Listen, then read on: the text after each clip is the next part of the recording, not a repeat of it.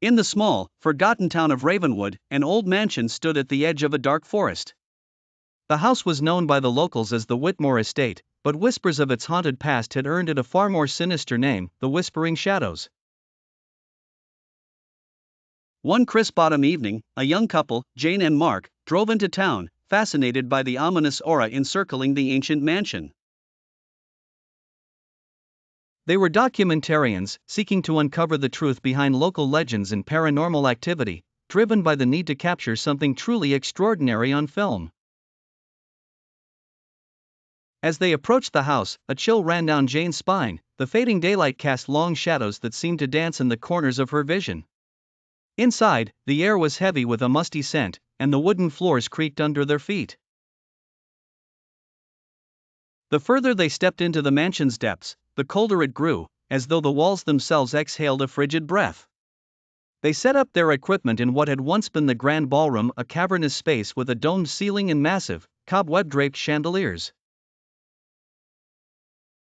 The room was eerily silent, save for the occasional rustle of leaves against the broken window panes. As night descended, Jane began to feel an overwhelming sensation of being watched. Mark, ever the skeptic, brushed it off as nerves, but the tension was palpable.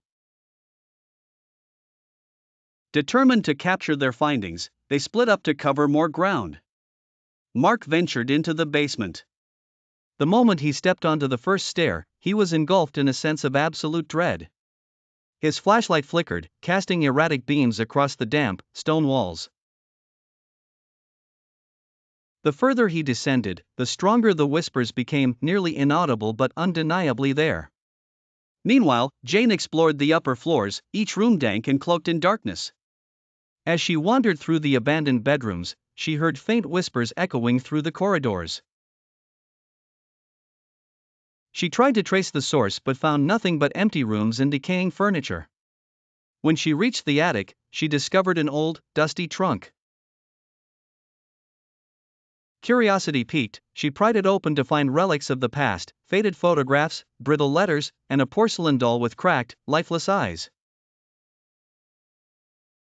As she sifted through the contents, the temperature plummeted. Frost began to form on the attic windows, and an oppressive silence settled in. In the basement, Mark's flashlight died completely.